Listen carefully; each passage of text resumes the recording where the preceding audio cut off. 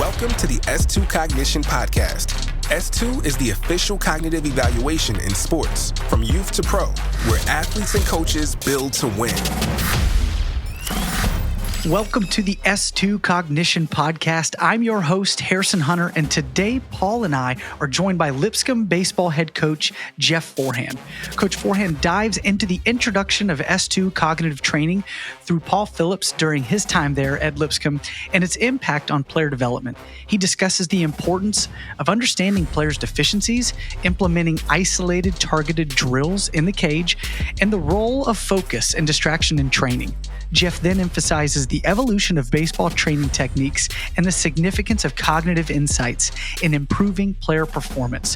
For those that are new here, welcome. We're excited to have you today, and those that are returning listeners, we always appreciate your support to help us continue our growth. We ask that you subscribe, rate, and review the show. Thanks again to Jeff for taking the time to join us. We hope you enjoy. Jeff Forehand, Lipscomb's baseball head coach and Tennessee Baseball Coaches Association Hall of Famer. Thank you for joining us. What's that mean to you, man? Hall of Fame means you're getting old. It means you're getting old. We've been doing it for a while, but no, that organization means a lot to me. We on the ground floor, we kind of got that started years and years ago, and just thankful that they recognized me and my good buddy Dave Jarvis, and it was guys around town. So pretty cool. You guys are Nashville lifers. It's pretty awesome to see that being honored.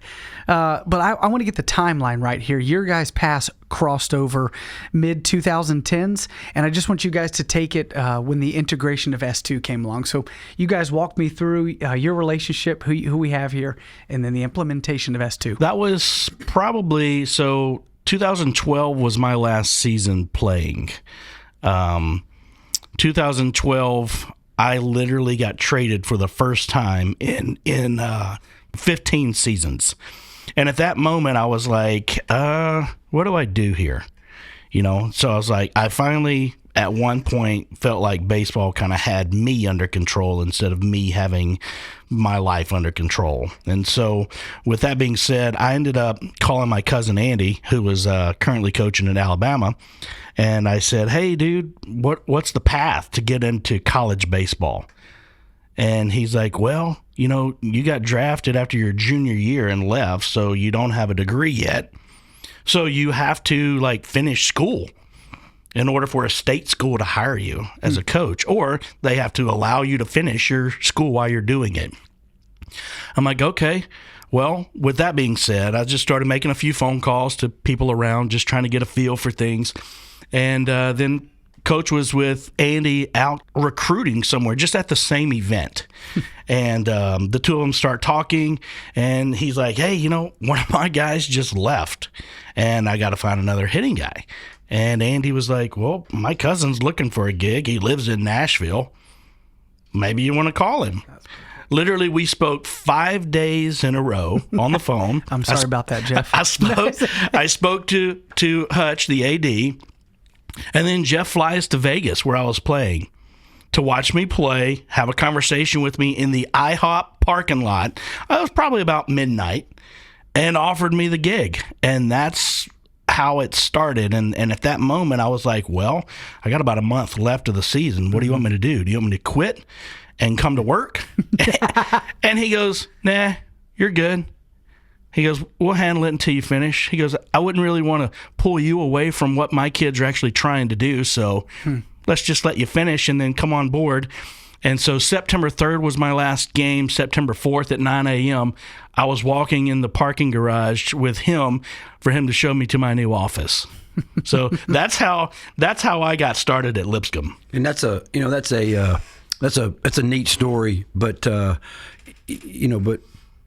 talking with Andy, and when you talk with Andy, the humility of Andy spills over to humility of him. I'm talking to Andy for an hour while we're watching this game, and I didn't even know it was the same Andy Phillips played in the big leagues, but played second base with Derek Jeter. It's like so you get that humility, and then, and then I found out about Paul and Paul's agent, and one of my good friends, they're the same age. So it's like you start doing the background check, and it's like, man, this is going to work out. This is a cool thing, and hey, if he can't come in here, for a interview, then I'm gonna. And it wasn't an interview.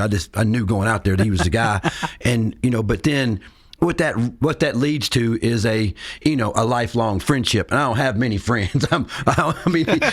This is a guy. And when we start talking about when we get into this, what he does for a living now. I mean, we're actually talking, and I've been doing this for 32 years as a coach, and really not trying to blow his head up, but at the end of the day, when you talk about baseball people, he is maybe the top, if not the top, for sure, top 5 baseball person that I know. So if you're considering S2, you're not necessarily just talking about you're getting a baseball guy who that's still sought after by many big league teams to come back and be a big league catching guy or a big league hitting guy. So you really gotta know who you're talking to when you join up. So it's a few years then down the road, 15-ish is when you get introduced to the concept of S2 in its early stages. Yeah, it was literally, we were the first baseball team to get tested. Oh, yeah.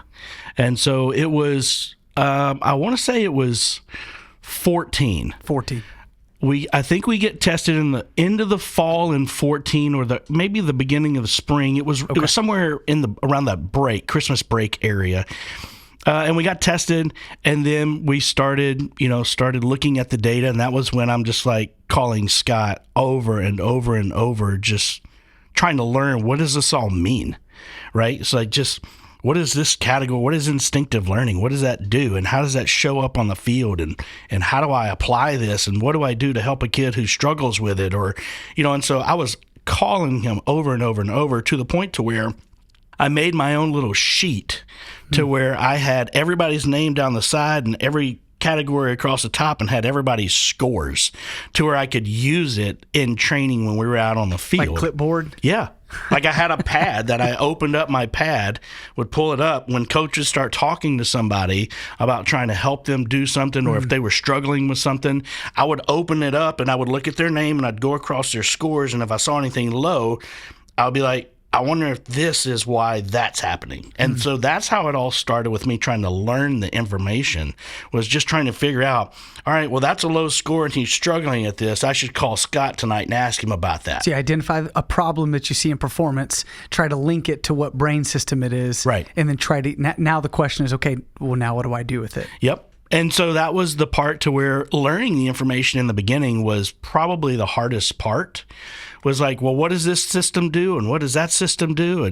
And then it's like, okay, now that you see that, and now that you know that, now what do we do to fix it? And that's where we spent a lot of time back and forth, me and Scott, our co-founder, the cognitive neuroscientist and the baseball guy, just nerding out, right? Trying to figure out, how do we help these kids get better, because they all want to be better and they don't want to fail. They just don't understand what the cause of these things are.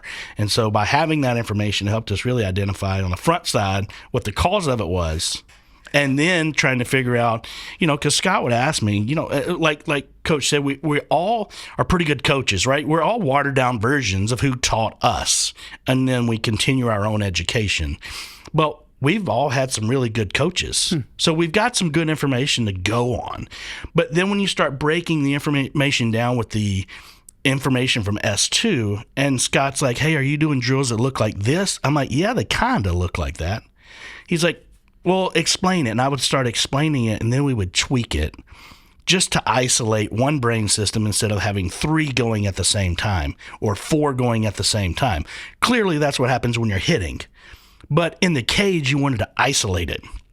That's what we spent so much time on the player development side, trying to figure out how to isolate each one of these brain systems so that we could teach one thing and understand how to strengthen it and grow it and develop it. And that was probably one of the things that helped us out tremendously. Let me jump in on that.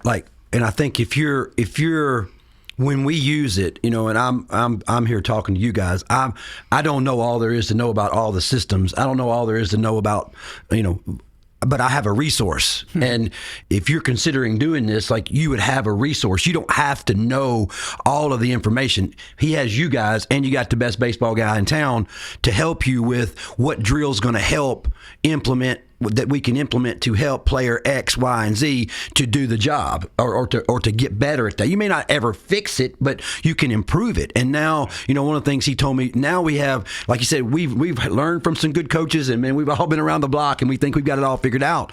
But sometimes it's an educated guess on our end of what we've seen, what's worked before with somebody else, but they may not have the same systems going on that another player may have. So now we can evaluate that back and say, okay, now this is why this guy's doing it. And even if, and I say me, if we as coaches don't know that, we got information where we can go to somebody, and now you don't have to feel like you have to know all the information, because like you said, the hardest part of that is learning all the stuff. Yeah. I still call him all the time now because I don't have the answer, and he'll say, here's what we got going with this guy. We had one just the other day about trajectory, so we had a conversation about what's going on with him, and so we talk about it, and 9 times out of 10 it comes up where that trajectory score was low. Doesn't mean he's a poor player. Right. He's actually a very good player, but how are we going to improve that to make him a better player? Yep, absolutely. The cool part now is, when we started in 14 and 15 back then, we were trying to figure out all these drills, trying to figure out this stuff. Yeah. Now we R&D, baby. Yeah. Now we have the ability to just say, hey, go to this portal, and they're all shot in video form now, to where new coaches that get on board, they can get access to all of these things. And me and you, we were just trying to figure them out along the way. Right. We would just make them up and try to do something. And now we got to, if you had a hard time with swing and miss, if a guy's chasing, got a hard, well, here's the drill. We've got that already done. So, people that weren't in on the front end, you actually got the best of it now, because you don't really have to make up any new drills, because we've been playing this game for hundreds of years. We've got the drills. How do these drills that you probably already do jump in to help player X with this drill and player Y with this drill? Yep. They've already got it figured out for you. Yep. And that's the thing I think that stood out the most, was like, guys chase all the time at all levels, but we want to understand why, and why do they swing at that changeup in the dirt? And it's like, okay, is it a perception problem? Is it a trajectory problem? Mm-hmm. Is it a timing issue? Is it an impulse issue? All of those systems are trained in 4 different ways with different sets of drills. Yep. And so understanding so you're R&Ding all this stuff, 2014, 2015, walk me through Lipscomb's timeline at that time. Yeah, so 15 was when we really started, I think, understanding how to use the data, right? 14, we were learning. 15, we really started diving into understanding the drills and really watching these kids get better. I mean, that was the year we set a new school record with 6 wins over the last school record, and went to the Vandy Regional. Taking the individual kids, and the cool part was seeing their numbers. And then, it's like, well, how do we implement this in practice, right? It's like, well, on Monday, the kids who did early work on Monday, we grouped them together that had bad impulse. Mm-hmm. And so we would set the drill up for early work to train impulse control and help them not chase certain pitches, right? Whether that be the fastball up or the slider down, we would try to identify which kid struggled with what, and we try to help them get better at that particular pitch. And then maybe Tuesday was, hey, people with bad timing did their early work in the cage, and it's a totally different drill. Early and late, we would do, if you have a hard time with timing, on a slow to fast and fast to slow, those kind of drills, we would group them together and see improvement. Oh, why is this guy always, man? Because I remember I'm thinking of one guy, one of our better players, where, had a hard time after he saw a breaking ball, and then he'd throw him a fastball. Man, if I had a quarter for every ball, he'd foul back, just hair missed it, and we would start working on that. And then eventually that guy was a good player for us, and and ended up helping us get to the regional. Yeah, and making those kinds of changes in your drills, it just taps into, if you have a bicep deficiency, what do? You work on your bicep. Doesn't mean you leave all your other muscles alone, right? You just continue to make sure you focus a little bit more diligently on that particular muscle, right? And the same thing we do in the brain. It's like we just wanted to make sure we focus a little bit more on these particular drills for these particular players, just a little bit more each week. It's 10 minutes, 15 minutes a day. Like, if you had that, you're going to make a drastic change. So you're not talking about scrapping this whole entire practice plan. All coaches got practice plans. We all do things a similar way. Do you just pull one out? Just pulled one out. Yep. Practice. That's the stuff you keep in your back pocket. That's as right. coaches. That's right. But you guys have these. You're not talking about scrapping an entire practice plan and retooling. You're talking about slight tweaks to current BP sessions. This is what we're going to work on today. Paul, give him that scenario we had with we were doing bunt coverage, and we were reading, first and second, nobody out. We all know where the bunt's going to probably go. Third baseman's got to. I've said it my whole career. Hey, you got to read the play. And because that's all I was taught. You better be able to read it. And then we had a play go on, and we had a player over there. And now the next thing we know, I'm saying the same thing. Hey, read the play. And then Paul has that's back in the cheat sheet days. He pulls it out. Tell him that story. Yeah, so I pulled out my paper after I heard him say that, and I went to looking at the numbers, and his instinctive learning number was low. And so I just stopped. I'm like, hey, he ain't gonna be able to do that. Give me a second. So I ran down to third base, and I just gave him the rules. Hey, if the ball's bunted here, this hard, do this. If the ball's bunted here, this speed, do this. And never made a mistake after that. We even used I even used the stripes in the grass for him to recognize. Hey, if it's you got to give him some kind of clue of because on his own, like reading the play was too vast. It was too big for him to be able to grab it. But if you condensed it down and really gave him a plan, he was a lot better. He just wanted a plan, kind of like an approach with hitting. It's just a plan to go. So help me walk through, like from a team perspective, right? So I want to start big and then kind of hone in on maybe some individual stuff. You get this data, right? He gives it to you. You're changing stuff just like the bunt coverage. From a team perspective, what does it look like from you? Are you just, as the head guy, are you just watching all this play out and then reviewing with Paul? How does it work for the head guys? For me, I'm not going to go in and just go, okay, you still got to know what you know and see what you see. But on top of it, when I see somebody, because every day every player is trying to work a deficiency out. So if I see something in player X, okay, deficient here, and Paul, what drill in the cage is going to be better for this guy? Pitching, what's going to be a better drill for, somebody who's got focus and distraction issues? I mean, we used to, before we knew, turn the music up, have some activity going on behind them. And Paul can elaborate on more of those things, because what I want everybody to know is that you don't have to know all of it. All you have to do is pick up the phone and say, hey, I've got an issue right here. And I'm not saying it's going to be a quick fix. It might be a long-term, hey, we have to work daily for 10 minutes on whatever drill it might be, but you don't have to know everything to answer the question about every player. You got the resource here to be able to do it. And that's one thing coaches are so good at. You guys identify problems, and you are looking for answers to help fix, right? What is our quick fix, and what's a development solution? And you said development is what, and that's another piece that Paul may want to talk about. That's the development side of what we all have to be doing. And if we don't have development in this day and age of where we are as a mid-major, we're way behind the eight ball. So the development piece, and all of the things that we can put in that we spend a little money on a lot of different things. We've got all of the technology and the things that go in to help us. So if we're working on that and we're not using that and we're not developing at maximum capacity, we're way behind. Yeah. The interesting thing was, like, sometimes when I'm in the bullpen, in order to get to the field, you go through our home bullpen. So there'll be times where I'm working with the catchers and doing certain things, and he would walk through and he's like, what are y'all doing? And I'm like, well, we're working on focus and distraction and this and that. And he's like, all right, well, keep going, because the drills, sometimes they look odd. Because you're trying to create a scenario that is going to be beneficial to put that kid in the best spot to get a rep at getting better at what he struggles at, right? And when he can't stay locked in and you start moving people around him, he starts getting distracted. And if that's his problem, then you have to give him reps at learning how to deal with that. And so you just figure out what their issue is when it comes to focus and distraction, and you start tapping into that, and you start giving them reps of how to learn.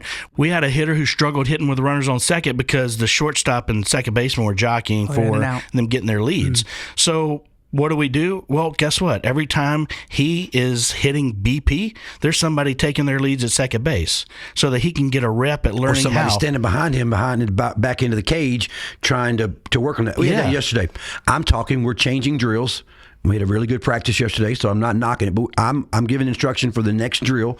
The manager's setting up a machine on the field while we're trying to keep it going. Mm-hmm. And if I'd have had my cheat sheet, I'm talking and I'm looking around and 4, 5, 6, 10 of them are watching the guy shoot the ball through the machine to make sure it's on. Okay, I'm over here, man. This is what's going to be next, and you're going to miss out on what. But I bet you if I went back to the sheet, the ones that I'm looking at and their names go across the sheet, focus and distraction, low, probably. It's funny you say that. I do want to touch back on something you just said, though, because I think it's a really important thing. Seriously, as a head coach, a head baseball coach, and a former coach, we're not taking these drills. We're not taking the bat out of their hand during the drills. Right. They're still in the cage. They're still seeing fastballs. They may not even know what they're working on. You just got a drill set up for you. Hey, here we go. That's right. Yeah, but the whole goal is the transfer problem is such a problem in this scientific space where it's like, play this game and it's going to make you a better hitter. I was old enough to be like, whoa, is that real? I mean, I've seen 95. Physically, I just could not hit it. But 95 is 95. I don't care how good you are at tapping this iPad. 95 is 95. And that right. is not what these drills are, because what you lose there is the transfer. And right. I think that's the important piece, is you were in the cage with these players working in baseball drills. Yep. You will get better at what you practice, right? So if you get practice on your iPad, you're going to get better at the iPad. That doesn't mean it's going to transfer into your performance on the field. The whole purpose of this is to think about it in mechanics. When you start building someone's mechanics, or you start looking at someone's swing, you start off the tee.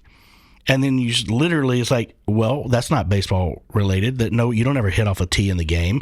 No, but you start off the tee. You start very, very constructive, right? This is, I know exactly what I'm going to do here. There is no dynamics to this. It's just the ball sitting there. Let me see your swing. So this progression, I think the scientific term is systematic approximation, mm-hmm. right? So you start very controlled and you move to be very dynamic. Which is game-like. Which is exactly the game-like. And that's the same thing you do in mechanics. You start on the tee, then you do the flips, then you go overhand, then you do BP, then you do live arm or machine, right? And then you go sim games, and now you're trying to get next to the game. And that's that progression. And if they don't know, you say it all the time, you watch kids go to the cage, and what they work on things they like to work on. That's right. They're going to go down there, man, I'm going to see how many balls I can smash to the top back corner of the cage when they really need to be shooting it to the other side of the cage or hitting line drives to the back of the cage. We're working on it, and you say it all the time. You can go work all day long, and work is work. But are you working on the things that are going to make you better? Right. And if you're working, you say, what are you working on? Like you working on the right things, and I can't say we put wrong things on there, but nobody wants to work on things they're deficient in. So when you absolutely have a plan of, hey, I'm going to work on 3-plate drill, I'm going to work on trajectory balls out of the strike zone drill, or what, because what do they want to do when they get in there? They want to get in there and smash the ball. Right. Now we have these keys that can help them unlock those traits that you say all the time. Are you working on the right stuff? And this is a non-baseball example, but I'm not sure if I've said this on the podcast before, but the Dallas Mavericks invited us to come out to their training facility for a practice before the season started. So we got to go out and watch some pros shoot the basketball. I mean, shoot the lights out of it. What's interesting is a lot of the guys get their warm-up shots after practice. They're doing a lot of shots, and it's standstill. It's not dynamic. It's not moving. And then Klay Thompson walks out. Not a single shot that guy took, probably 150 shots, stood still. Everything he took was running off a screen, running off a pick and roll, moving left to right, moving right to left. We can still hit a standstill shot. I mean, every now and then. But I think that's nobody guarding. Right. I think that's your point about what are you working. Klay Thompson takes very few shots where he catches it, turns, and it's that simple. It's got to go. He's moving. He's coming off a screen. Someone's giving space for him. And so when you talk about baseball, yeah, we have to start with the dynamics of it's on the tee, but we're moving to the dynamic movement of baseball, the pitch. Yep. And at the end of the day, I mean, you think about it, he's getting better at what he's practicing. And he's one of the greatest shooters to ever do it for a reason. And it's harder. I mean, it takes he's way more tired. More conditioning. Yeah. There's so many other things that it takes to work on the right things. Yep. We all like to work on the easy things. That's just human nature, right? Human nature is like you don't want to be uncomfortable. Like, I'm old. I don't want to be uncomfortable. I mean, I want to be able to, the easy things to come. That's what we want in life. But if you're going to ever do anything and be better at it, you're going to have to put yourself in a position to where these things are a little bit more uncomfortable. But when you work on them enough, if you're working on the right thing, you'll get to where that is a comfortable trait. Yeah, and the more you do these drills, the better you're going to get at them, right? And then the harder the progression gets, right? And so, like when we talk about these drills that we've already created, can you give an videos, example of trajectory? Like just walk. He mentioned trajectory earlier. Yeah, can you just walk us through? So if a player, in the very beginning, very, very structured, you just have the ball come out of the machine and just have the kids call out ball or strike. Because trajectory is, where is this pitch going to end up in space? Absolutely. It is the brain system responsible for processing where an object is going to cross through space. And so whether that's you're swinging the bat to hit it, you're putting your glove up there to catch it, you're on the bases watching the ball fall in the gap, whatever that may be, that's what that system is responsible for. And so if you're not very good at it, you want to start very elementary, right? Hey, just call out ball or strike. And you want to do it as it's coming, because once it passes you, it becomes a memory. So it's not the same brain system. You're recalling then at that moment if it's past you. You want to call it out before. So it's like ball, strike. Okay, they can do that. All right, well, let's split the plate in half. Just go inside, outside, and ball. If it's inside for a strike, call it in. If it's outside for a strike, call it out. If it's a ball, call it a ball. And then some people struggle with in and out versus up and down. So then the next time, flip it up and down. Call it up, call it down, call it ball. And then you progress one more to a quad. There's a 1 zone, 2 zone, 3 zone, 4 zone. Call out what zone the ball is going to go through before it goes through the zone. So you're progressively getting harder.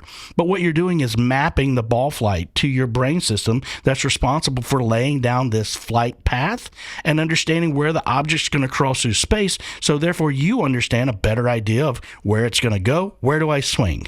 That drill has probably been around for hundreds of years. But now what Philly's been able to do with it is put it into the perspective of how do we help this young man who has a trajectory problem, and that's what we're going to work on. I mean, you can go back and tell the story about one of our guys back when, we might see a strike. We're trying to work on pitch count or whatever. We might try to see a strike, and the guy's going to see a strike. And we had a guy on our team where, man, he would struggle when he got down in the count. So in our 1 through 9, he was still good enough to be in there, but Philly can pick it up from there and it just take off. Yeah, one of the things, like, if he didn't swing early, he would get behind and struggled with sliders, right? And so with what we ended up having to do, so what we ended up having to do is saying, hey, look, if they throw you a fastball at knee high and you strike out looking, that's on me. That's on me as your coach. But in order for him to be successful by laying off that slider down, he had to look up in the zone. And so because he struggled with that, we said anything, if it's going to be a slider, it's got to be belt high for you to hit it, because then it's not going to end up in the dirt. And he had good bat-to-ball skills. Yeah. Right? But it was him understanding the depth of that slider. And so if they throw you a fastball down the middle, he just absolutely demolished it. And so that was the thing. They would try to throw that fastball down, but they would miss up and he'd kill them. But when we changed his approach to help prime that system to be better, look higher, we weren't fixing his brain system. No. We were just trying to give him a little bit more cushion. Yeah, a little bit more cushion so that he wasn't redlining on that slider down. And when we give you a little more cushion, his production would go up for our team tremendously. He still might strike out on a slider down. He still might do that. But if he's going from doing that 2 or 3 times a game to doing that once, 0 or 1 time a game, man, that's success. And then what he was able to do is drive in some runs, because this guy could drive in some runs. So end of the day, you take those drills and what's going to be the best one, you put the drill in and sliders away, crank it down, let it be shorter, let it be higher. And there's all these drills that, like I said, in my first, they've been around for a while, but what Philly's been able to do is adapt them to what each player needs. I think that's one of the biggest things that stood out to me in working in this industry for a few years now, is the difference between good and great is such a slim margin. I mean really good to really great teams. And if you can buy back 5% of performance, if I can give you 5% of your ABs back where you're not chasing as much, that doesn't sound like a whole lot, but that's 5% over the season for a couple players. That's a ton of potential swings you could have back that who knows what the next outcome is. You're just buying cracks. Yep. And think about, so we had a team literally go through the impulse control program, which is our chase rate program. Yeah. And literally they lowered their chase rates over 10% in inner squads, right? They were like, that's cool, right? But the coolest part was because they weren't chasing on the previous pitch, they were pushing the pitchers back in the strike zone.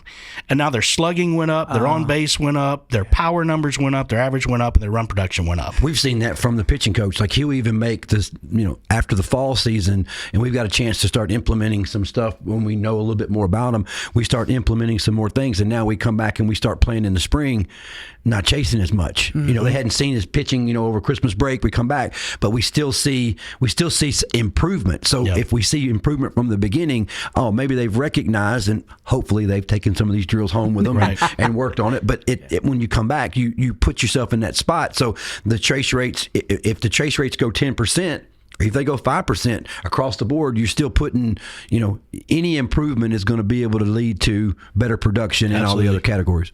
I think so. This is the last question, and we'll get into the unique session that I did not prep you for. Okay, we got a lot of high school coaches that listen to this, and if you were, you've been in Nashville in a long time. If you were a high school coach listening to this, what's a nugget that you'd want to take away from our conversation today? The nugget is you don't have to know everything that there is to know about S2 cognition and all the systems, because you've got the cheat sheet, you've got the Cliff Notes, really. So once you join in, it's really a no-brainer, because you don't have to really understand it. You can have the Cliff Notes, but then when you need information, need a drill, need to know something, you pick up the phone, and it's not like, you've got to just email this guy and he might get back to you 4 days later. You can probably call him or text message, and you'll probably be ready for practice that afternoon. That's pretty awesome. All right, 3 random or funny questions. It could be neither, could be both, could be nothing. What is your favorite Nashville food spot? Oh, wow. Probably my house. We don't get out very much. After you said I don't have many friends, I kind of figured it wasn't going to be out. I hope I have more friends than I think I have. But Nashville's food spot, heck, I don't even know. It would be off the top of my head. We eat at all the normal spots. But I don't know. If I gave you one, it'd probably be false. So I can't even say I'm giving you one. Okay. Who was or is your favorite Major League Baseball player that you've ever gotten to watch? Pete Rose was my guy growing up, playing with that, hustle attitude. That's kind of what I tried to pattern my game, which was a long way away from that. But if I could pattern my game after somebody, and I think I coach it that way. I think I'm trying to realize that everybody doesn't have the same motor that I have, and you still can be a good player if you don't play that way. But that I feel like that's still the way that I'm wired and how I coach. So if I had to say, probably Pete Rose. Yeah, I identify with that more than you know. What old school rule do you miss about the game, or which little known rule is your favorite? This is the last one. Our game is changing. The rules, we have an umpire come out and speak to the team on all the new rule changes every year, because, as Philly used to say, if you don't know the rules, how you going to play the game? He would be on them about all the time about knowing the rules. So our rules are changing. Probably the speed of the game, it did slow down because of all of the whatever I'm part of it too, however we slowed it down. But now with the pitch clock, it has made the game move. And when you go back, the year I think Vanderbilt played Virginia in the World Series, we're looking at 4-hour games, and I think the ratings of the World Series, the women's softball World Series had higher ratings than our World Series, because the games were so long and softball was so fast. It was playing fast, so I think the clock has helped in that.